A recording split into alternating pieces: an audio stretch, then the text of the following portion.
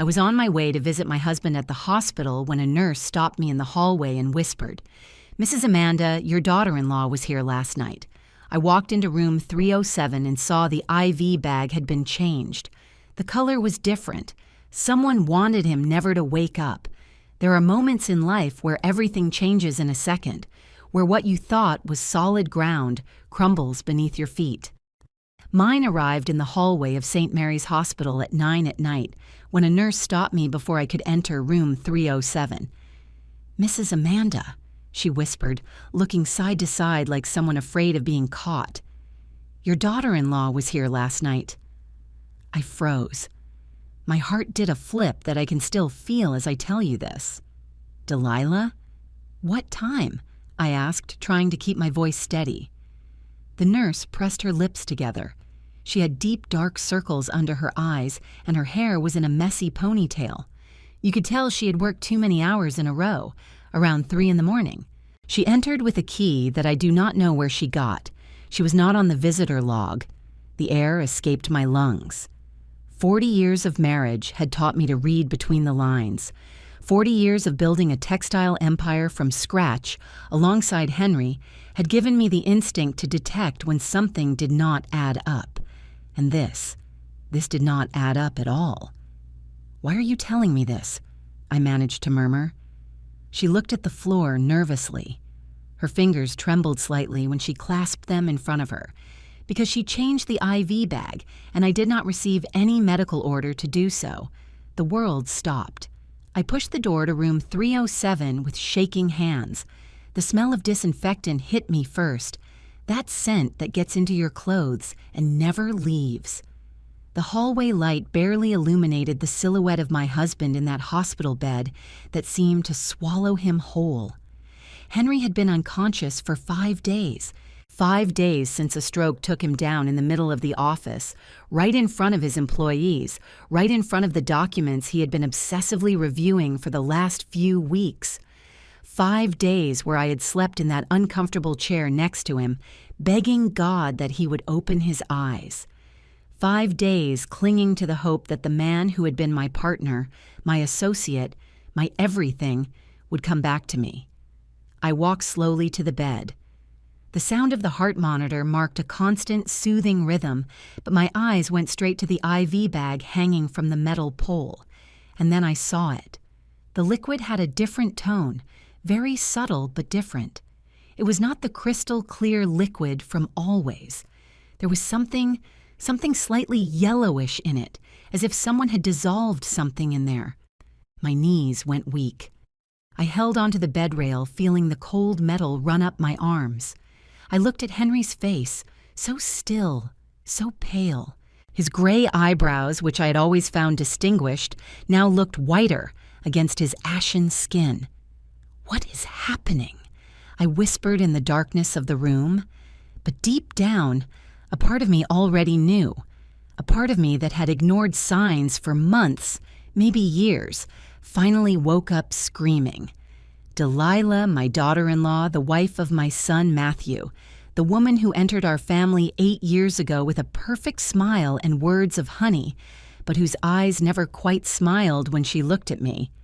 What was she doing in this room at 3 in the morning? Why did she change the IV bag? I stumbled out of the room. The nurse was still there, waiting. Now I understood why. She had seen something too. She also knew that something was terribly wrong. "Are you new to the night shift?" I asked her, my voice barely a thread. "I have been here 3 weeks. That is why I know this is not normal." I leaned against the hallway wall. A doctor ran past toward another room. A gurney rolled near us. The life of the hospital continued its course while mine was falling apart. "Do you have cameras?" It was the only thing I could think to ask. She shook her head but then hesitated. "In the hallways, yes. Not in the rooms." Something is something, I thought. "Thank you." I looked at her badge. "Thank you, Lucy. You do not know what it means that you told me this." She nodded, but I saw fear in her eyes. Fear of the consequences of having dared to speak. At that moment, I did not know it, but that fear was more than justified. I went back into the room. This time I turned on the light. I needed to see everything, examine everything. The IV bag, the tube connecting to Henry's arm, the intravenous line perfectly placed. Everything looked normal at first glance. But I knew it was not. I sat in that chair that knew by heart every complaint of its broken springs. I took Henry's cold hand between mine and squeezed it. "What did you see, my love?" I whispered to him. "What did you discover that put you like this?" Because now I understood. Henry did not have a stroke by chance. Not at 68 years old, being in perfect shape, taking care of himself like he did. Something had brought him to that point. Something or someone. And now, someone did not want him to wake up. My phone vibrated in my purse. It was a message from Matthew. "Mom, are you still at the hospital? You should rest already. I can stay tonight." I looked at that message for a long time.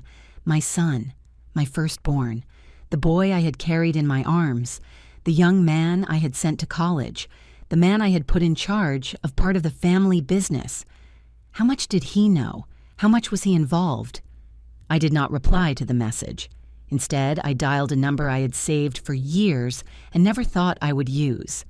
"Dr. Sullivan, this is Amanda Reynolds, wife of Henry Reynolds, the patient in 307. I need you to do me a favor first thing tomorrow morning. I need you to analyze the contents of the IV bag connected to my husband, and I need no one, absolutely no one, to know we are doing this." There was silence on the other end of the line. "Mrs. Amanda, is there something I should know?" "Soon there will be, doctor. For now, I just need you to trust me." I hung up before he could ask more questions. That night, I did not sleep. I stayed sitting in that chair, holding Henry's hand, guarding that IV bag as if my life depended on it. Because maybe it was not my life hanging by a thread. It was his. And someone in my own family wanted to cut it. If this story is gripping you as much as it hurt me to live it, subscribe to the channel Elderly Stories, because what comes next is just the beginning of a nightmare I never imagined living within my own blood. But I still did not know the worst. I still did not know how long this had been happening right in front of my eyes, and how much I had ignored for the love of my son. Doctor Sullivan arrived at 6 in the morning before the shift change. He brought a black briefcase and an expression that told me he had understood the urgency without needing explanations. He extracted a sample from the IV while I stood guard at the door. My hands were sweating. Every step in the hallway made me jump. "You will have results in 2 hours, Mrs. Amanda. I will call directly to your cell phone." I nodded without words. What could I say? "Thank you for helping me discover if my family is poisoning my husband." I stayed there, standing by the window, watching the sunrise over Chicago. The city woke up unaware of my torment. Vendors were setting up their stands. The smell of fresh bread rose from the bakery on the corner. Everything was normal out there. But in my world, nothing would ever be normal again. I closed my eyes and allowed myself to remember, because I needed to understand how I had gotten here, how a family we built with so much love had turned into this. Henry and I met in 1985. I was barely 23 and worked as a seamstress in a textile factory downtown. He was the owner's son, but not one of those who spend their time at parties spending the inheritance. No. Henry arrived at 5 in the morning, before everyone. He checked every machine. He knew every employee by name. We fell in love between rolls of fabric and the noise of industrial machines. His father opposed it at first. I was not from his class, he said. But Henry defended me. He chose me. And together we proved that love can indeed move mountains. When his father died in 1990, we inherited a bankrupt factory and debts of $50,000. Everyone gave up on us, but we worked day and night. I designed, he sold, I managed, he negotiated. In 10 years, we lifted the business. In 20, we had 3 commercial locations in different cities. Today that empire is worth millions of dollars. Millions that we built with calluses on our hands and sleepless nights. We had 3 children. Matthew arrived first in 1983, before we got married. then Eleanor, and finally Ryan. All three grew up seeing our effort. All three promised to continue the legacy, but life has strange ways of twisting plans. Eleanor fell in love with a European man and left for London 12 years ago. Ryan got a job at a Canadian oil company and lives in Calgary. They call every week. They send photos of the grandkids, but they are far away. So far that sometimes I feel like I lost them. Only Matthew stayed, my firstborn, my oldest son, the one who swore never to abandon us. We put him in charge of administrative management 5 years ago. We trusted him. We gave him access to the accounts, to the suppliers, to everything. Because he was our son. Because we thought no one would take better care of the family business than our own blood. And then Delilah arrived. He met her at a textile business congress. She worked as an event assistant. She was 28 years old, 15 years younger than Matthew. She was beautiful. I could not deny that. Long black hair down to her waist, green eyes that seemed to see right through you, a smile that could light up or freeze depending on her mood. At first, I tried to welcome her. I organized a family dinner. I gave her a rosary blessed by our priest. I even offered to teach her the traditional family recipes. But she always found subtle ways to reject me. She arrived late to meetings. She forgot to tell us about important events. When I spoke, she looked at her phone. And Matthew? Matthew changed. He stopped visiting us on Sundays. He no longer asked for advice about the business. When we went to his house, Delilah always had an excuse to leave. Family dinners became tense, full of uncomfortable silences. Henry noticed. He tried to talk to Matthew several times, but our son got defensive. "I'm not a child anymore, Dad. I have my own family now." As if having a wife meant forgetting where you came from. Things got worse 2 years ago. Henry arrived one night pale, with a manila envelope in his hands. He locked himself in his study for hours. When he came out, his eyes were red. "What happened?" I asked him, scared. "We will talk later, Amanda. Right now I need to think." The next day, he went to the notary. Alone. He changed the will without telling me what he modified. When I complained, he hugged me tight. "Trust me, I am protecting what we built together. I should have insisted more. I should have forced him to explain. But I thought we would have time. I thought when he was ready, he would tell me." I never imagined time would run out on us so soon. My phone vibrated. It was Dr. Sullivan. My heart raced. My fingers trembled as I swiped the screen. "Mrs. Amanda, I need to see you. Now, in my office." He did not say more. It was not necessary. I left the room almost running. I went down the stairs because I could not wait for the elevator. I arrived at his office breathless.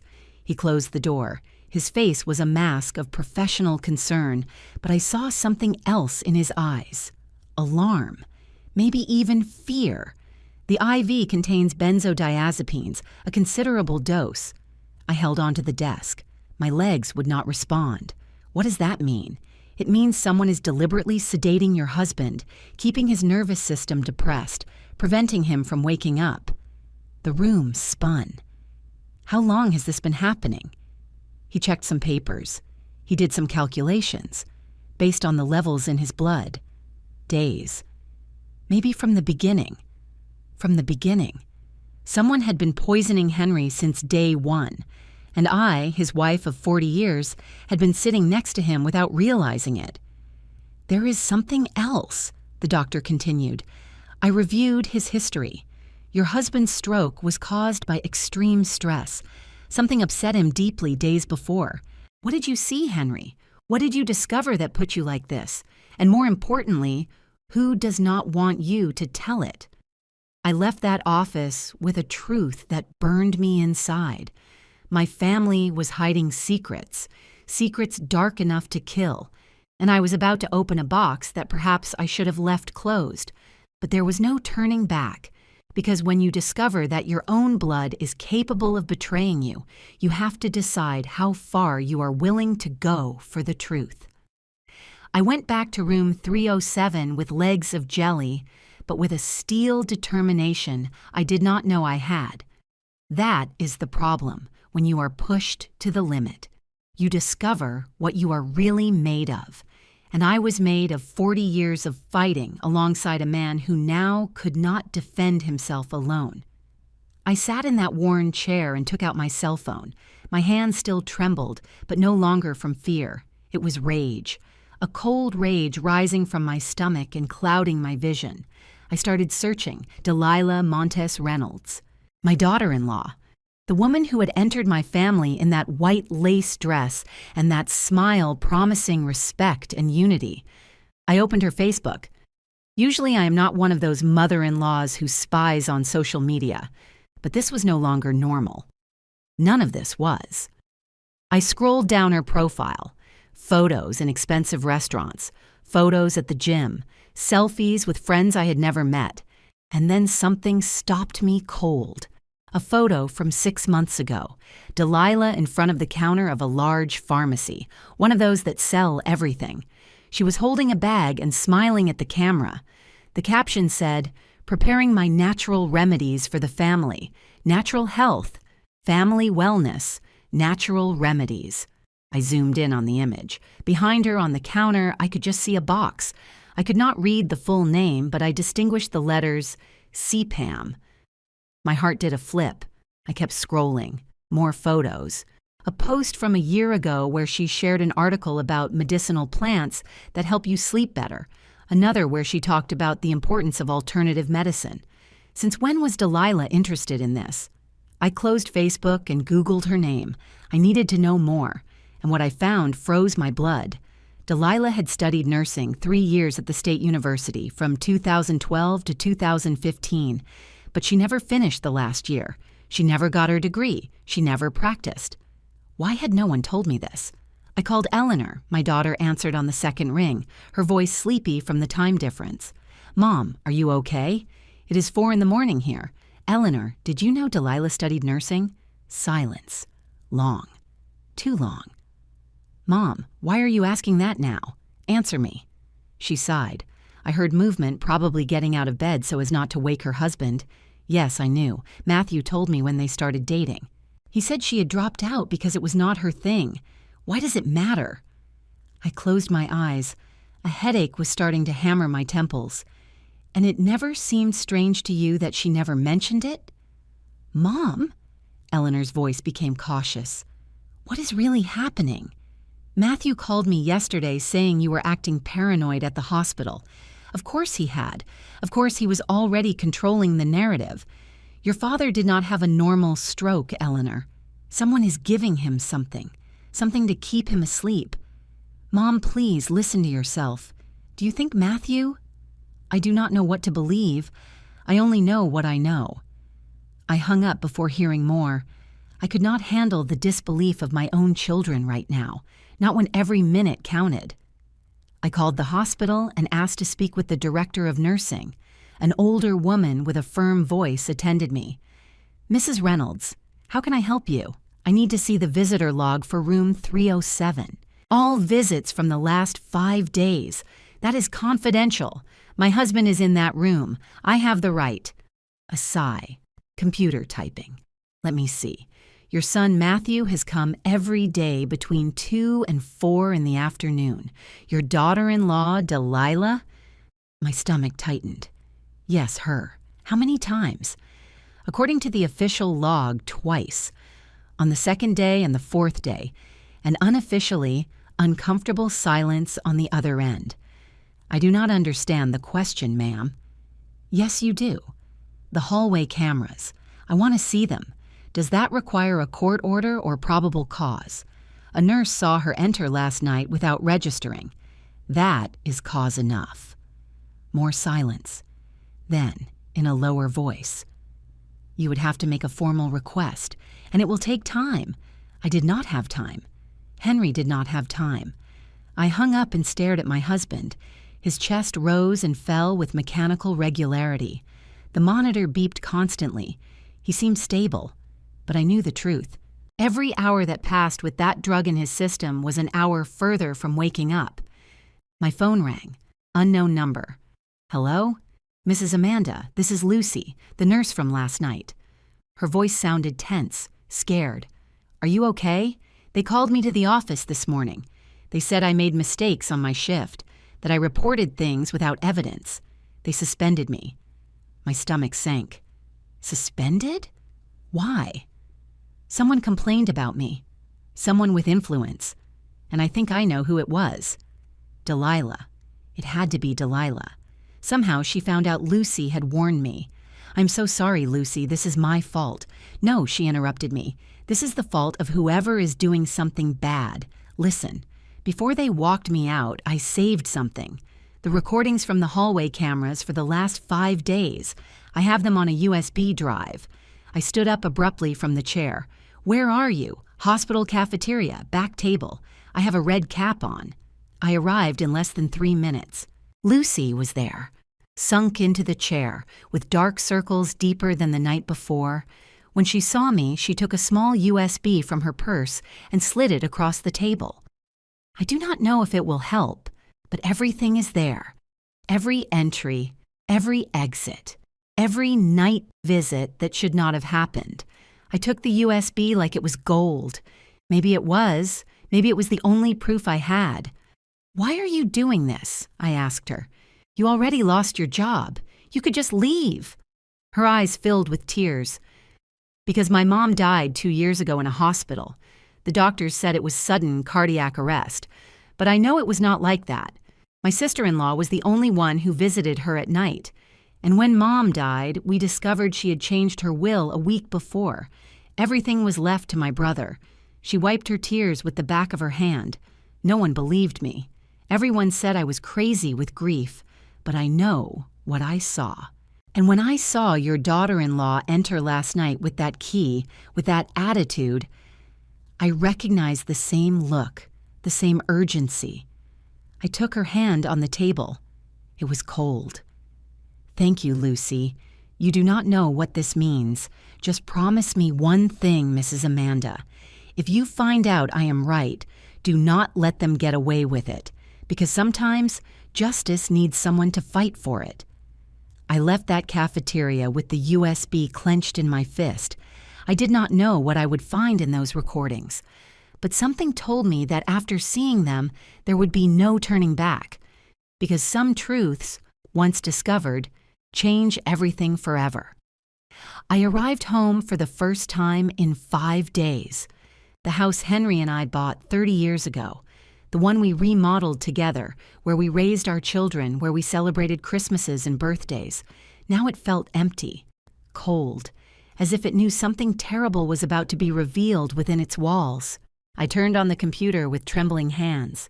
I inserted the USB, and when those videos started playing, I understood that my life as I knew it had ended. Because there are things you cannot unsee once you have seen them, and what appeared on that screen was going to destroy my family, or save it.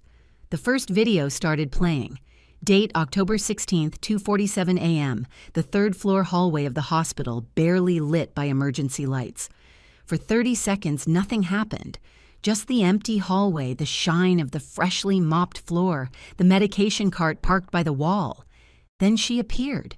Delilah walked fast, sticking to the wall, looking both ways. She was wearing dark jeans and a hoodie. None of the perfect makeup she always wore, none of the elegance she showed off on social media. She looked like what she was, someone who did not want to be seen. She arrived at the door of room 307. She took something out of her pocket, a key. She put it in the lock with precise movements, as if she had done it before, as if she knew exactly how to open it without making noise. She entered. The door closed behind her. 4 minutes later, she came out. She walked even faster toward the elevator and disappeared. I felt nauseous. I had to pause the video and breathe deeply. My hands were sweating on the mouse. What had she done in those 4 minutes? I opened the second file. Date, October 17th, 3:15 a.m., the same scene. Delilah entering. This time she took 6 minutes inside. When she came out, she adjusted her hoodie and looked directly at the camera for a second. Her eyes shone strangely under the fluorescent light, cold, calculating. It was not the look of someone visiting a sick relative. It was the look of someone executing a plan. The third video almost killed me. Date, October 18th, 2:33 a.m. This time, she did not come alone. Matthew appeared first in the hallway. My son, my firstborn, the boy I had carried, fed, educated. He was wearing a dark jacket, baseball cap, hands stuffed in his pockets. He stopped in front of room 307 and took out his cell phone. He typed something. 30 seconds later, Delilah appeared from the other end of the hallway. They met in front of the door. They spoke. I could not hear what they were saying, but I saw the tension in their gestures. Matthew pointed toward the door. Delilah shook her head. He insisted. She finally nodded. They entered together. This time, they were inside for 8 minutes. When they came out, Matthew looked both ways down the hallway, nervous, while Delilah put something in her purse. Something small. A vial, perhaps. A syringe. They left in opposite directions, as if they did not know each other, as if they were not husband and wife, as if they had not just come out of the same room where my husband lay helpless. I stopped the video. I got up from the chair. I walked to the bathroom and threw up everything I had in my stomach, which was not much. I had barely eaten a bite in days. I looked in the mirror. A 67-year-old woman stared back at me, gray hair in a messy bun, deep dark circles, pale skin, wrinkled clothes I had been wearing since yesterday. I looked 10 years older than a week ago, but in my eyes there was something new, something hard, something dangerous. I went back to the computer. I needed to see it all, every second, every entry, every exit. There were more videos.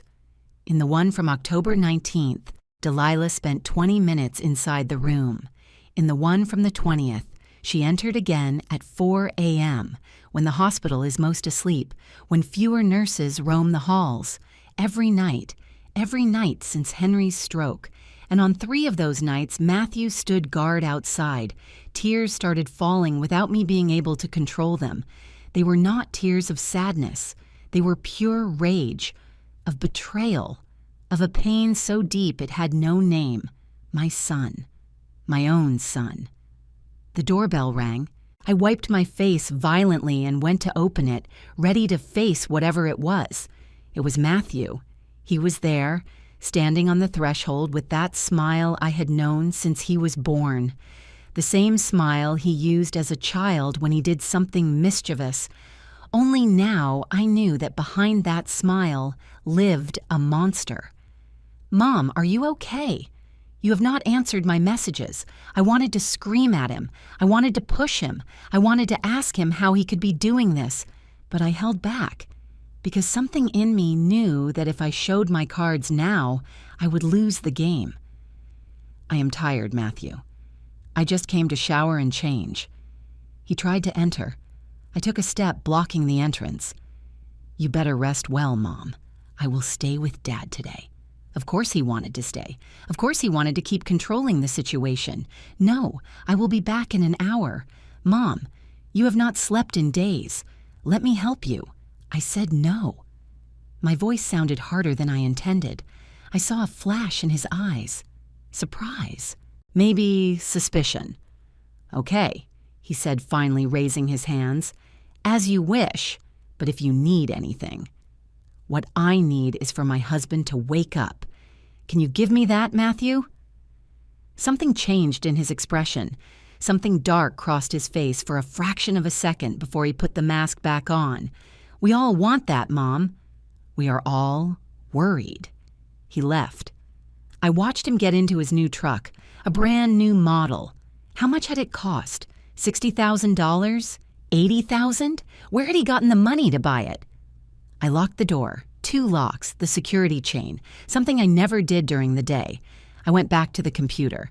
I copied all the videos to my phone, to a new USB drive, to the cloud. I was not going to lose this evidence. Then I called the family lawyer, Attorney Vance, a man of 60 who had drafted all our contracts for 20 years. "Amanda, how is Henry? I need to see you. Today. It is urgent." Did something happen with the business? Something much worse. Can you in 2 hours? I heard him hesitate. Then, I will be in my office. I arrived on time. Attorney Vance received me in his office full of law books and diplomas on the walls. He offered me coffee. I refused.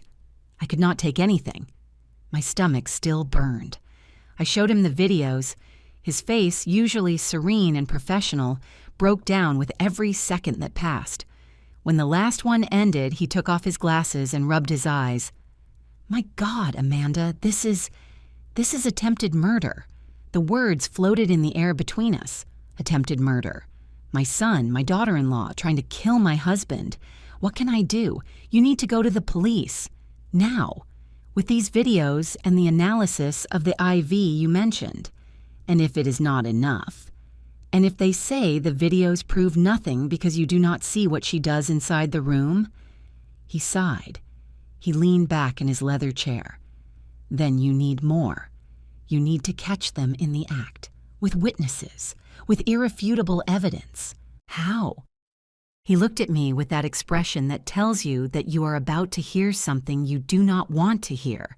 You have to let them try again and be ready to document it all. The rest of the day I spent planning. I called Dr. Sullivan. I explained everything. At first he refused flatly. Too dangerous, too risky. But when I showed him the videos, his face hardened. Fine, I will do it. But on one condition. The police have to be involved from now. We need legal protection. I called the police. Not the local station. A detective from the Financial Crimes Unit who had investigated a fraud case in our company years ago. Detective Roberts, a righteous man, incorruptible. Detective Roberts arrived at the hospital that night, tall with a thick mustache, eyes that missed nothing. I showed him everything. The videos, the IV analysis, the bank records I had started reviewing that showed strange transfers from the business accounts. He scratched his mustache while he thought, this is enough for an investigation, but for arrests, I need to see them do it. With my own eyes. That is what we are going to give you.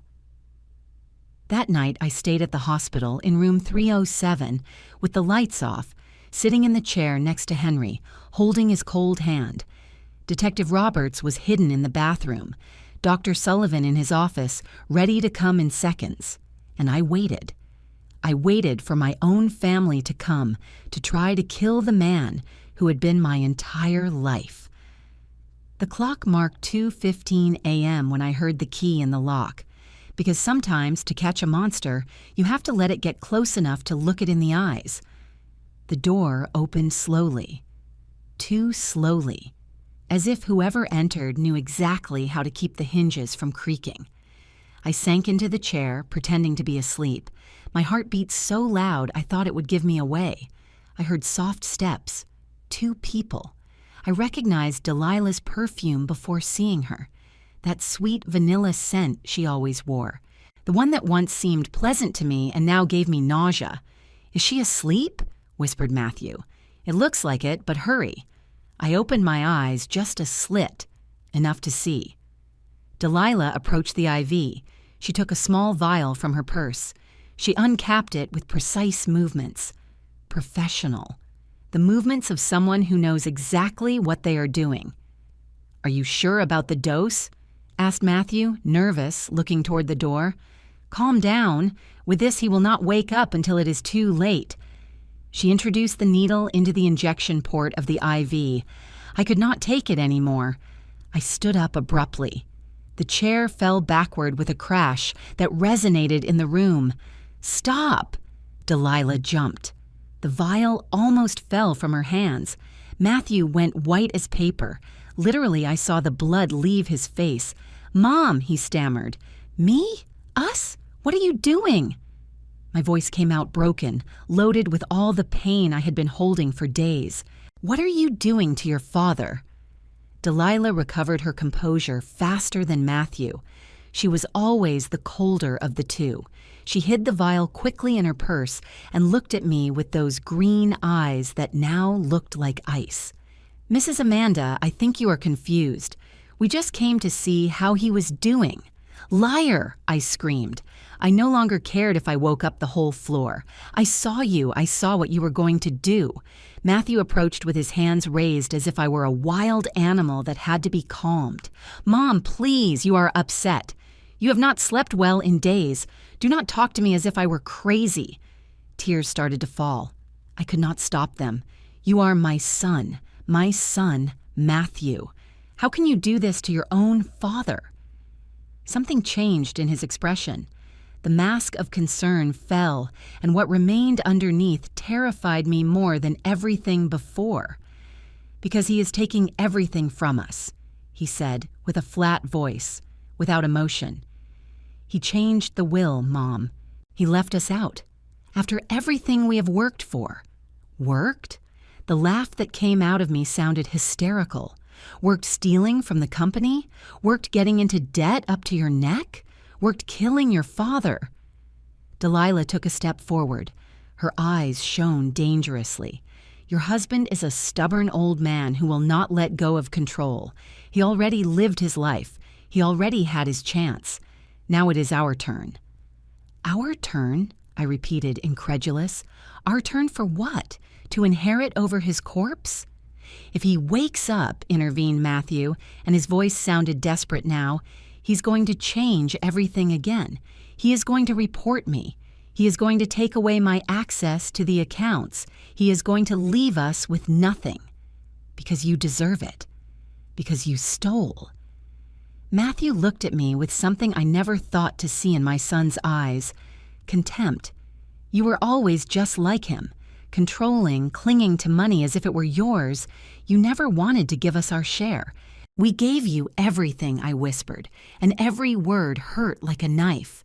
We gave you education, opportunities, love.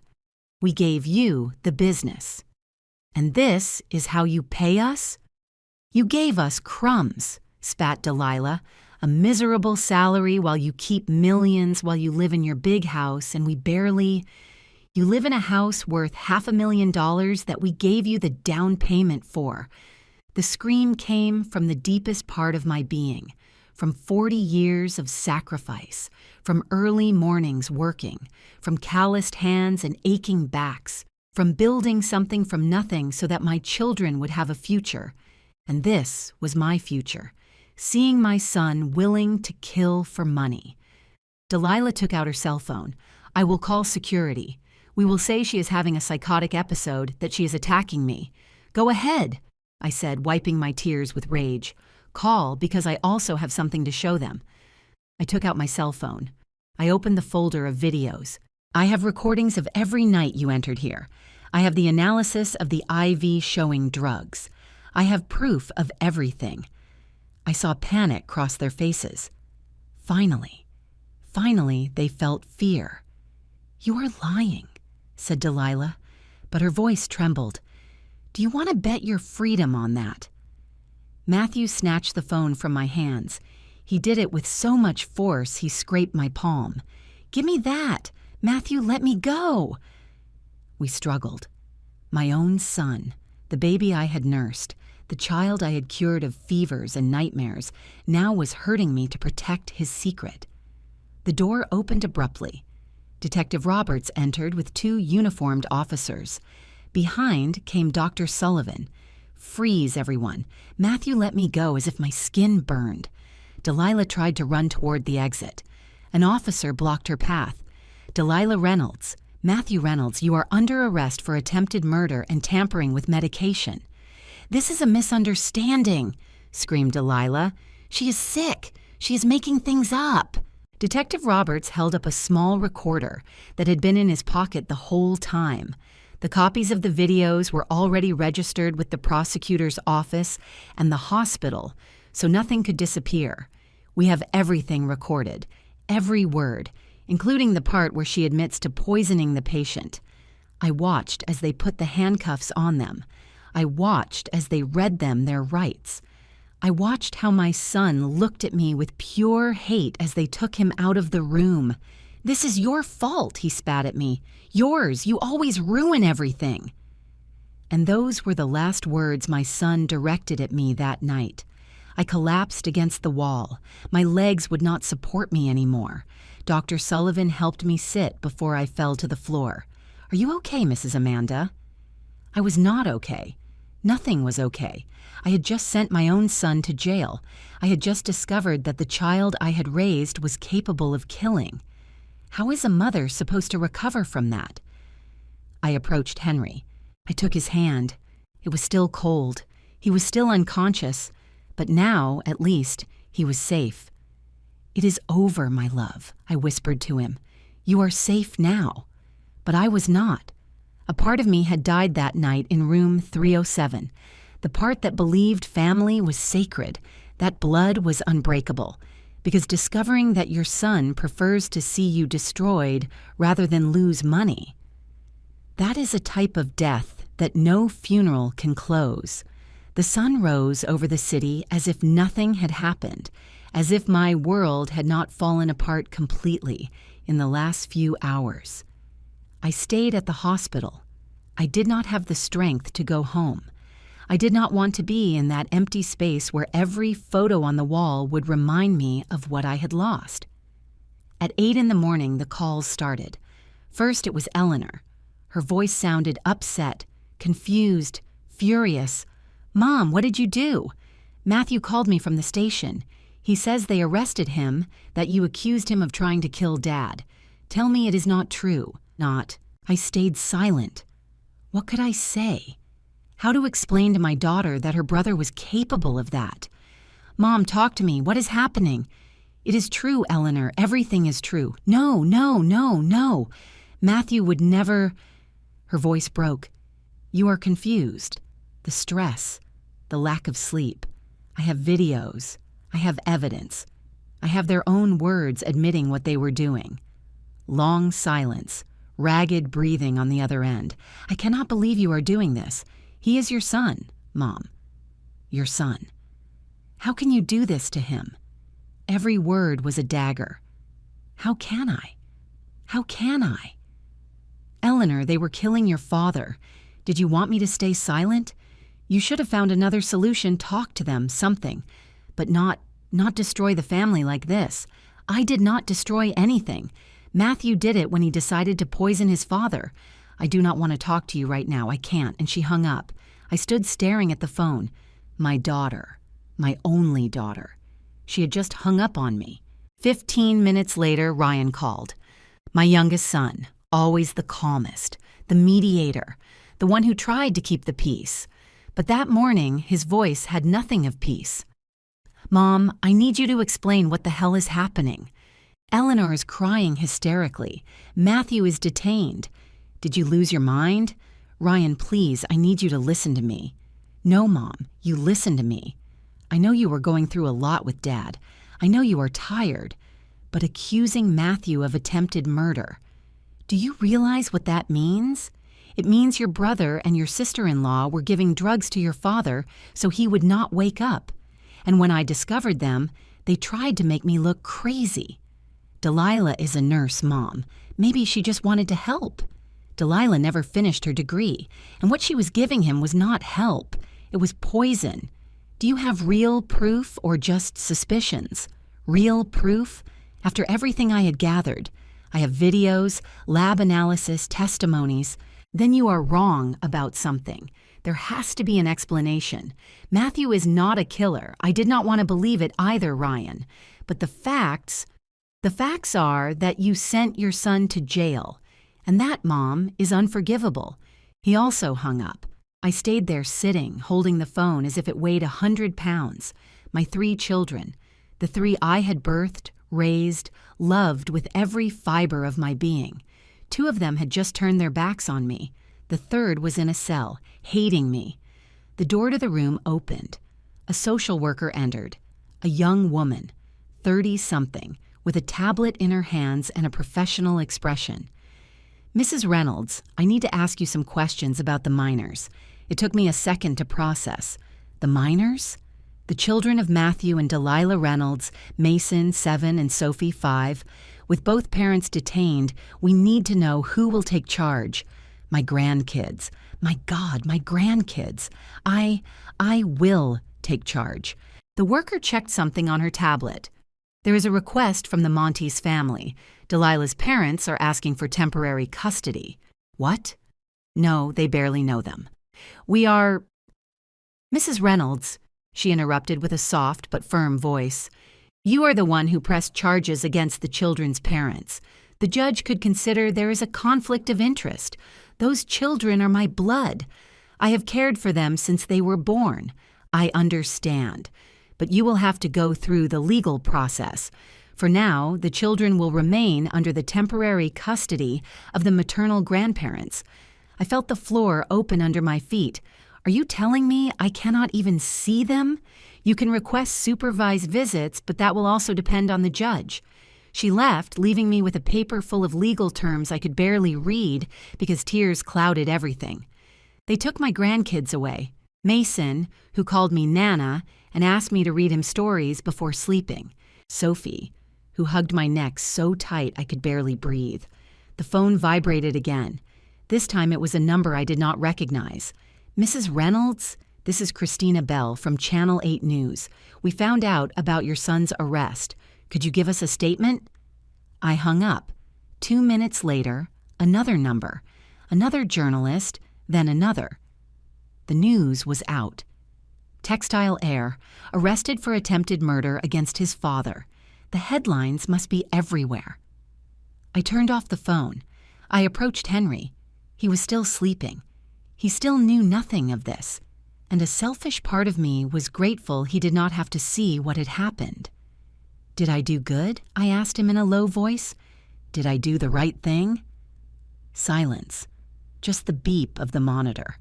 I lost our children, our grandkids. I lost everything to save you, and I do not even know if you hear me. I rested my forehead against his hand. It was warmer than yesterday. It was something. Something small, but something. The door opened again. This time it was Attorney Vance. Amanda. I came as soon as I heard. I sat up, wiping my face quickly. Is it on the news already? Everywhere. And there is something else you need to know. He sat in the other chair. Delilah's parents hired one of the best criminal defense lawyers in the state. They are going to fight this with everything. Let them fight. I have proof. You have it. But they also have money for a good defense, and they are going to use everything against you. They are going to paint you as a resentful mother-in-law, as an older, confused woman who misinterpreted acts of love. That is a lie. I know. But they are going to create reasonable doubt, and I need you to be prepared for what is coming. What was coming? A trial, testimonies, Matthew in front of me in a court, my other children probably testifying in his favor. I do not know if I can do this, I admitted. It was the first time I said it out loud. The lawyer put a hand on my shoulder. You can, and you are going to. Because if you do not, those people will go free, and they will try again. He was right. Of course he was right. But that afternoon, sitting alone in that hospital room with my husband unconscious and my family destroyed, I felt more alone than ever in my life. Because sometimes doing the right thing means staying completely alone, and it hurts more than you ever imagined anything could hurt. 3 days passed. 3 days in which I did not receive a single call from my children. 3 days watching Henry day and night, terrified that someone else would come to finish what Matthew and Delilah started. Dr. Sullivan had ordered all the IVs changed, Henry's system cleaned, but the damage was done. The benzodiazepines had been accumulating in his body for days. He needs time, the doctor explained to me. His brain is fighting to wake up, but the medication keeps him suppressed. It could take days, maybe weeks that I would spend alone. On the 4th night, when the shift changed and the hospital was quieter, my phone vibrated. Unknown number. I was going to ignore it, but something made me answer. Mrs. Amanda. It was a woman's voice, nervous, almost whispering. Who is speaking? It is Lucy, the nurse. I need to see you. I have something you need to know. My heart did a flip. Where are you? Hospital cafeteria, in 20 minutes. And ma'am, come alone. She hung up before I could ask more. I looked at Henry. I hated leaving him alone even for 5 minutes. But something in Lucy's voice told me this was important. I asked a nurse on the shift to watch the room. I gave her my number. If anyone who is not a doctor tries to enter, call me immediately. I went down the stairs. The cafeteria was almost empty at that hour. Only 2 doctors at a back table and a cleaning lady mopping. Lucy was in the farthest corner. She wore a cap, dark glasses even though we were inside, and a jacket that covered her to her neck. She looked like someone fleeing. I sat in front of her. She had her hands wrapped around a coffee cup that was clearly already cold. "Thank you for coming," she said without looking me in the eyes. "What happened, Lucy? Are you okay?" Finally, she looked up. She had a bruise on her cheek, yellowish, several days old. "Who did that to you?" "It does not matter. What matters is this." She took a manila envelope from her backpack and slid it across the table. After they fired me, I kept investigating because I knew something did not add up. I opened the envelope. There were documents, printouts, medical records. What is this? Pharmacy records from the last 14 months. Every purchase of controlled medications made with prescriptions in the name of doctors from this hospital. I started reviewing. There were dozens of pages, hundreds of transactions. I do not understand.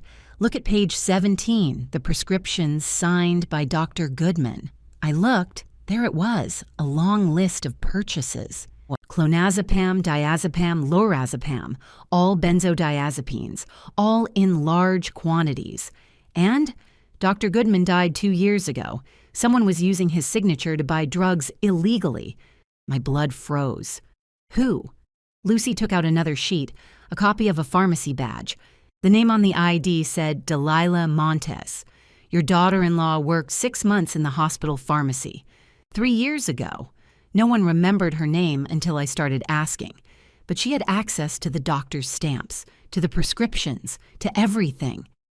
My hands trembled holding that paper. Does this mean she has been planning this for years? Or worse, that she already did it before?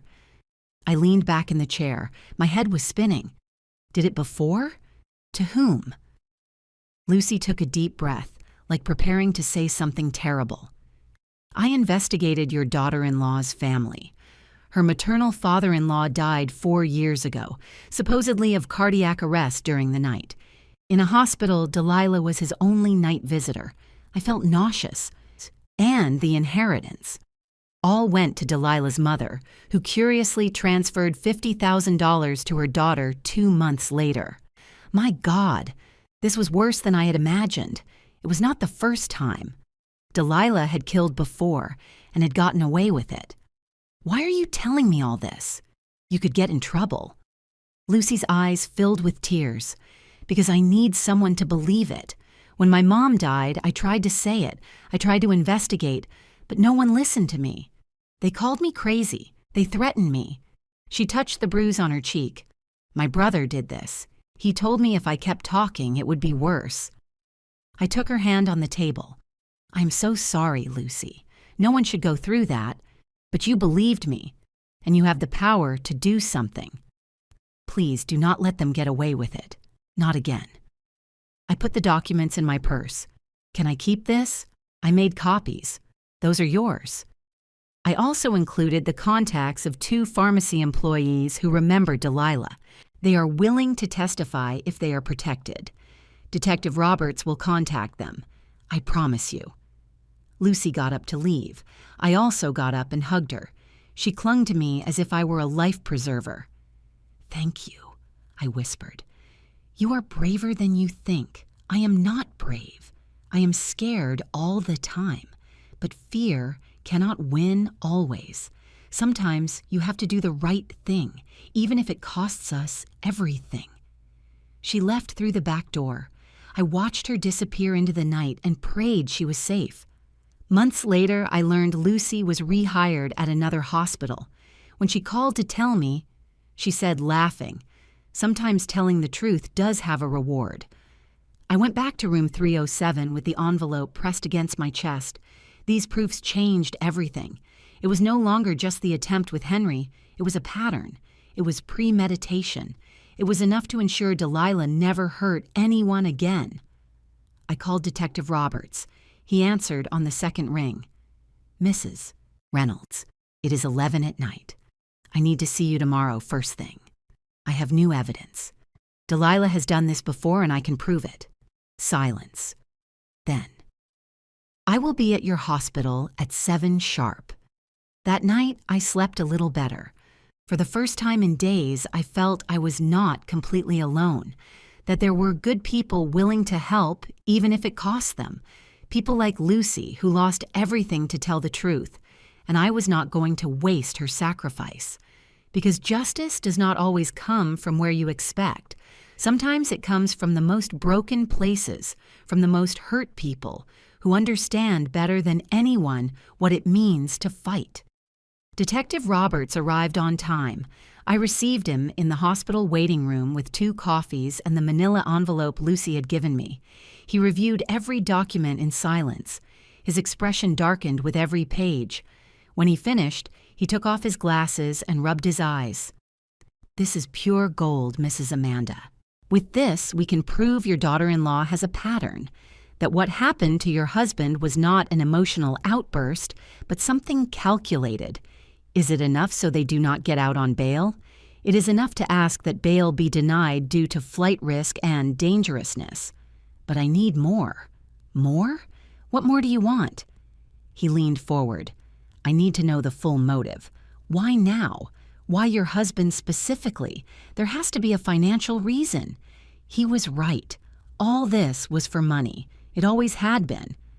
"I am going to hire a private investigator, someone to review Matthew and Delilah's finances.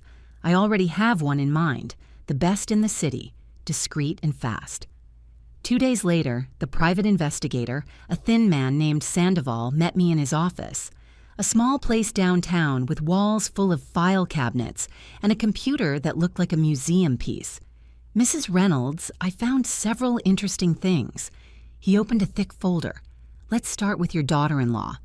He put in front of me printouts of account statements. Delilah Montes has debts of $30,000. Online gambling houses, mainly, 3 credit cards to the limit, and 2 personal loans she has not paid in 4 months. $30,000. I felt the air leave my lungs. Does Matthew know? That is the interesting part. The movements suggest yes. Look at these transfers. He pointed to a line. "Your son has been sending her money every 2 weeks. Variable amounts, between $2,000 and $5,000. Where does Matthew get that money?" Sandoval took out more papers. His expression was grave. "From the family company, I tracked the accounts. Your son has access to a corporate account that handles operating expenses. In the last 14 months, he has diverted $200,000. The world stopped. 200,000, 210,000 exactly. He did it in small amounts, 1,000 here, 2,000 there.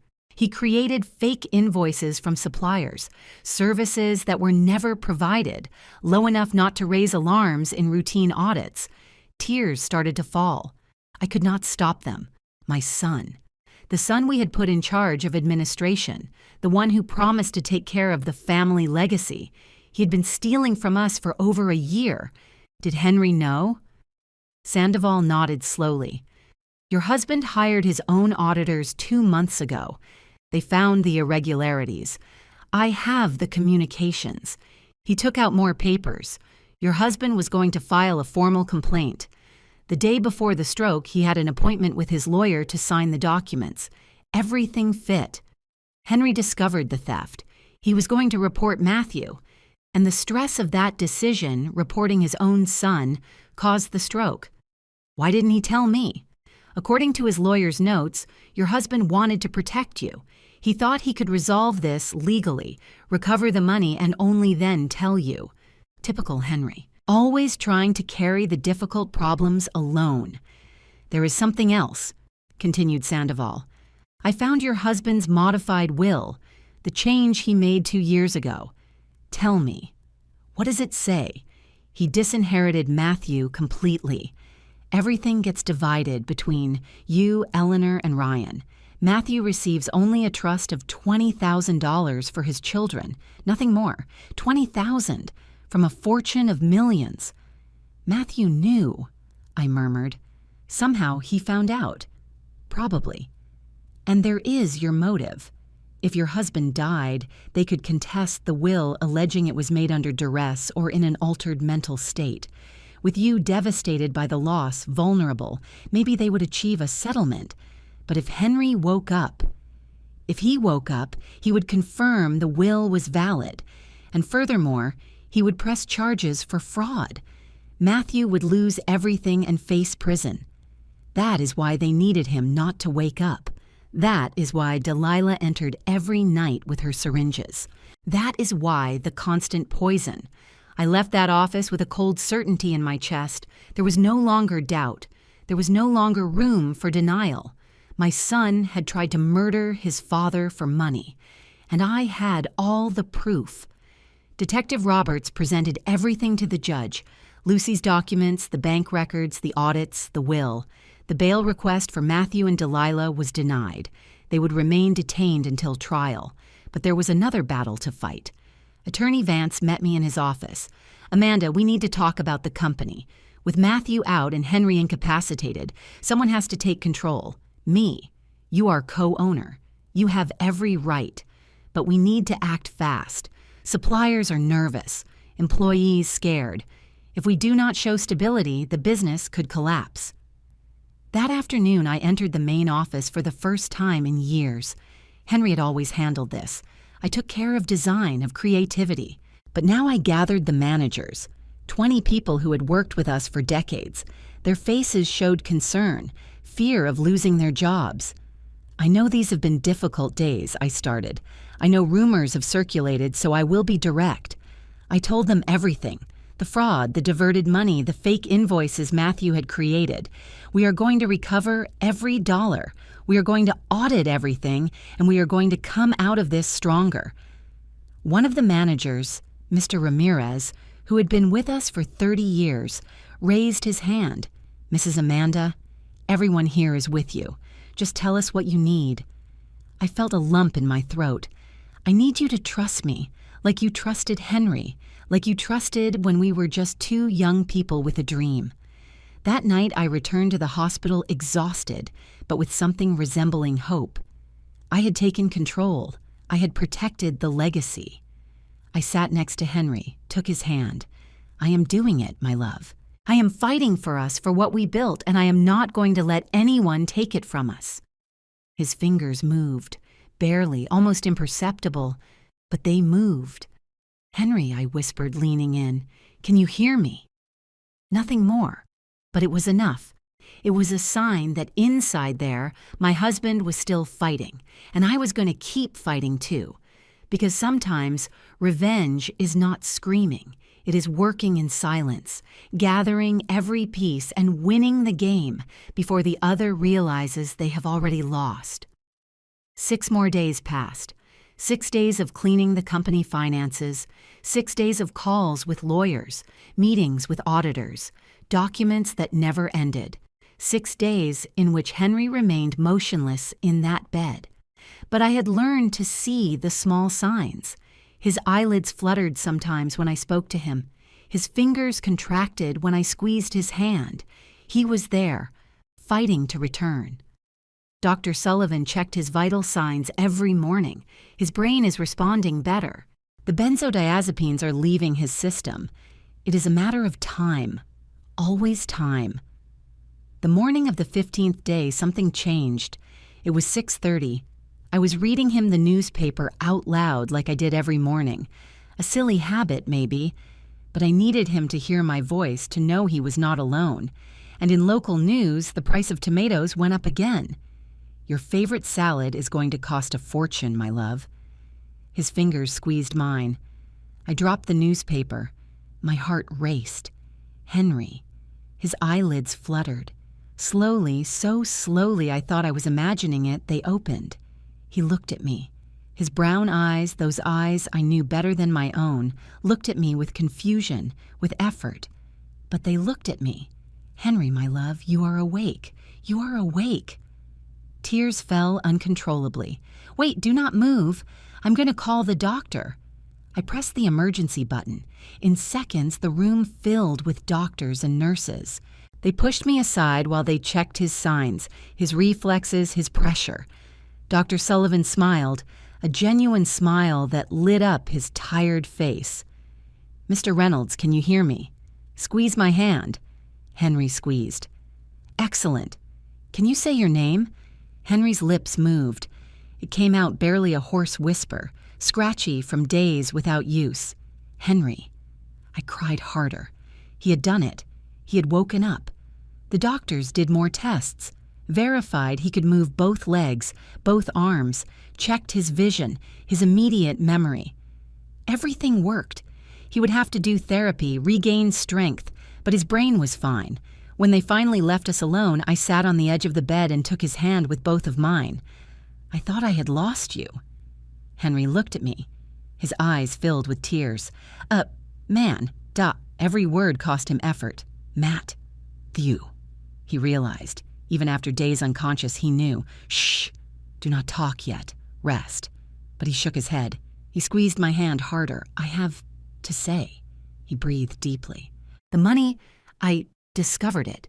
2 million. I know, my love. I know everything. His eyes opened wider. Surprise. Fear. How? Because they tried to kill you, Henry, and I was not going to stand with my arms crossed. I told him everything. The videos, the poisoned IV, the arrest, the evidence I had gathered. Every word seemed to hit him like a punch. When I finished, tears ran down his cheeks. My son, he whispered brokenly. Our son. He is no longer the boy we raised. I do not know what he became, but I could not let him hurt you. Henry closed his eyes. The pain on his face was unbearable. It was not physical pain. It was the pain of a father who just discovered his son wanted to kill him. I did. Wrong, he said finally. I should have told you, not protect you. It does not matter anymore. What matters is that you are alive, and we are going to get out of this. 2 hours later, Detective Roberts entered the room accompanied by a notary public. They needed Henry's official statement. My husband, still weak, still struggling to speak, told everything with a broken voice. He explained how he discovered the irregularities in the accounts 2 months ago, how he hired external auditors without anyone knowing, how he confirmed that Matthew had diverted $2 million.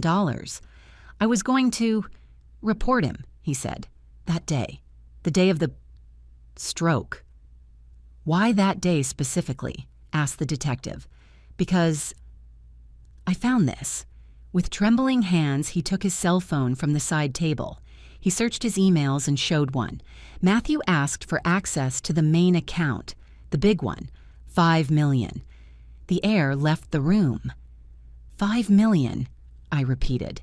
He said that he needed to make an urgent investment, but I already knew.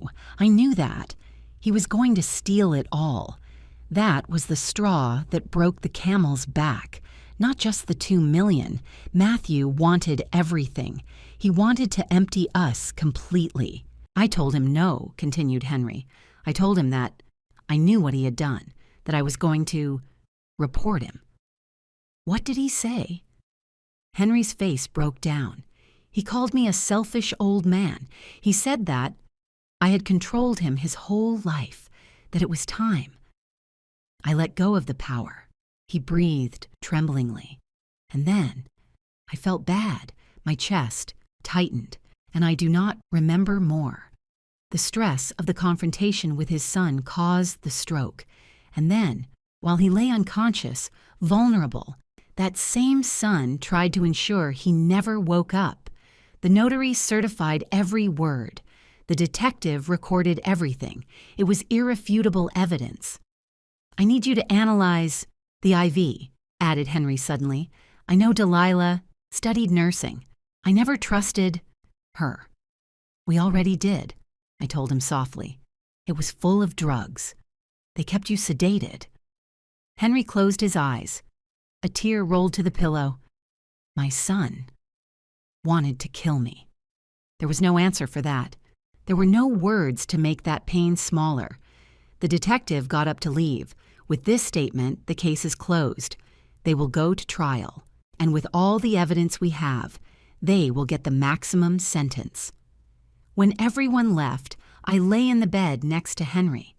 Something I had never done here. But I needed to feel him close, alive, real. "We lost Matthew," he whispered. "We lost him a long time ago. We just did not realize it. The grandkids, we are going to fight for them. When you are stronger, when all this ends, we are going to bring them back." Henry hugged me with the little strength he had, and there, in that hospital bed, after 2 weeks of nightmare, finally I felt we could breathe. The worst danger had passed. Now came justice. Because waking up is not just opening your eyes. It is facing a truth that you would prefer to keep sleeping to not know. The trial began 3 months later. 3 months in which Henry did physical therapy and recovered almost all his mobility. 3 months in which we rebuilt the company, recovered the stolen money by selling the properties that were in Matthew's name. 3 months in which I did not see my grandkids. The courtroom was full. Journalists, curious people, employees of our company who came to support us. And in the first row, on the other side, Delilah's parents. They looked at me with pure hate. Matthew entered first, handcuffed, dressed in the orange prison uniform. He had lost weight. He had dark circles. When his eyes met mine, I did not see regret. I saw resentment. Delilah entered after, still beautiful, still with that pose of superiority, as if this were a temporary inconvenience, as if she had some hidden card. The trial lasted 2 weeks. The prosecution presented the videos, one by one. The whole room saw them enter the room at night, saw Delilah with her syringes, saw Matthew standing guard. They presented the analysis of the IV, the benzodiazepines, the lethal amounts accumulated. They presented Lucy's testimony. She went up to the stand, trembling, but with a firm voice she told everything.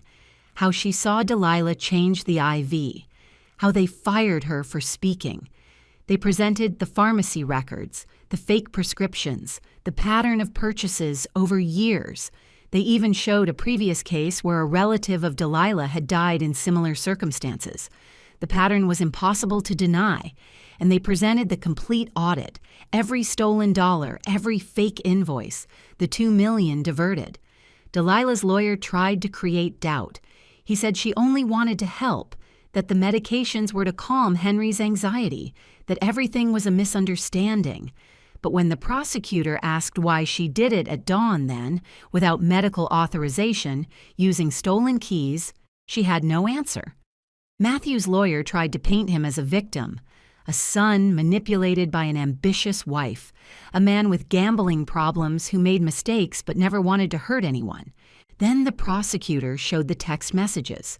Messages between Matthew and Delilah from the weeks prior to Henry's stroke.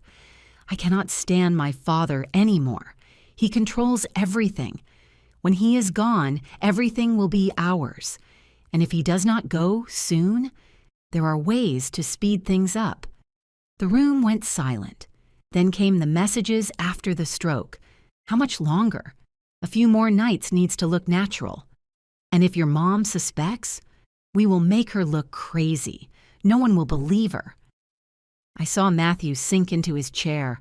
I saw Delilah finally lose that mask of control. When it was my turn to testify, I went up to the stand with my legs trembling. The defense attorney attacked me immediately. "Mrs. Reynolds, is it not true that you always had problems with your daughter-in-law?" I tried to accept her. She never allowed me to. "Is it not true that you are controlling with your family?"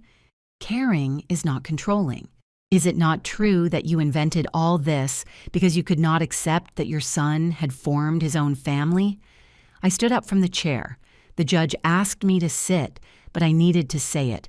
My son tried to kill my husband. I have videos. I have proof. I have their own words. And if you think a mother invents something like that out of jealousy, then you understand nothing of a mother's love." The judge banged the gavel, but I saw approval in his eyes. Henry testified at the end.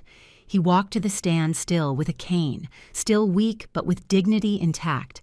He told everything: the discovery of the theft, the confrontation with Matthew, the stroke, waking up knowing his son had wanted him not to.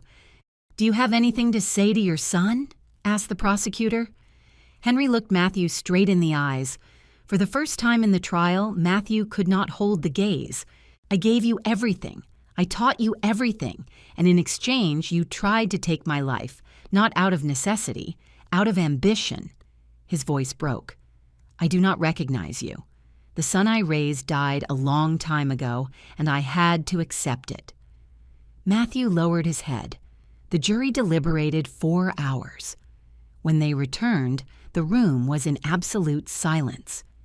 In the case of the state versus Delilah Montes Reynolds, we find her guilty of attempted murder in the first degree, forgery of documents, and illegal practice of medicine. Delilah screamed. Her parents cried. Officers had to hold her while she cursed the jury, the judge, everyone. In the case of the state versus Matthew Reynolds, we find him guilty of complicity in attempted murder, corporate fraud, and money laundering. Matthew said nothing. He just closed his eyes. The sentence arrived a week later. Delilah, 12 years in prison without possibility of parole.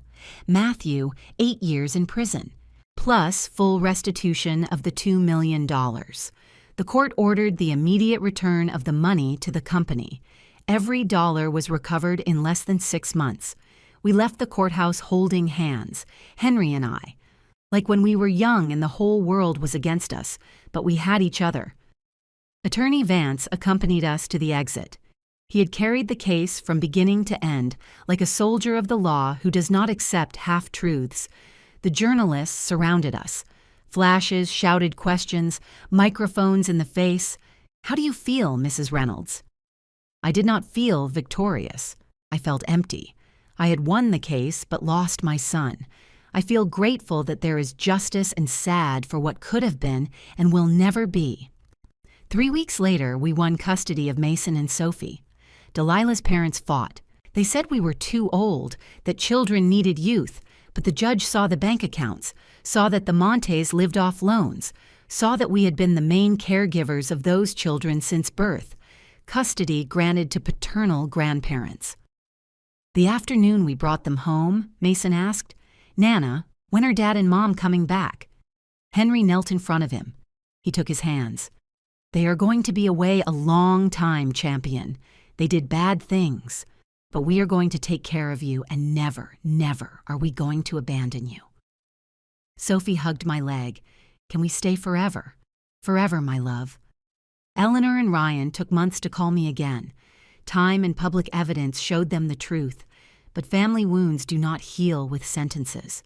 That night, when the children were sleeping, Henry and I sat on the terrace, the same one where we celebrated birthdays, where we planned the future.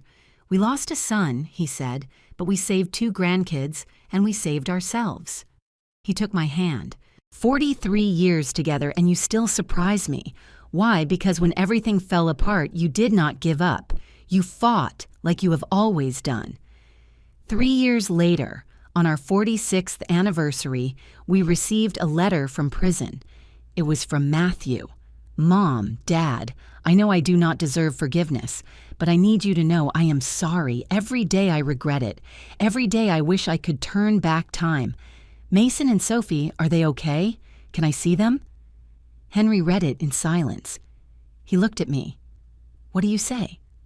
I thought about everything, in the pain, in the betrayal, but also in those 2 children who asked about their father, once a month, with supervision, for them, not for him. And that is what we did. Because forgiveness does not mean forgetting. It means choosing not to let the poison of the past poison the future. I learned that true family is not just blood. It is loyalty. It is being there when everything falls apart. It is Lucy risking her job. It is Attorney Vance fighting tirelessly. It is Henry waking up and choosing to live. And I learned that sometimes saving a life means breaking a family to be able to rebuild it honestly. If this story touched something in your heart, let me know in the comments where you are watching us from. Like if you think I did the right thing. And subscribe because here we will continue sharing stories of women who refuse to stay silent. Because true strength is not in never falling. It is in getting up every time, even if everything and everyone tells you to stay on the ground. I learned that some wounds do not close. They just stop bleeding with time. But while there is love and truth, there is always life after pain.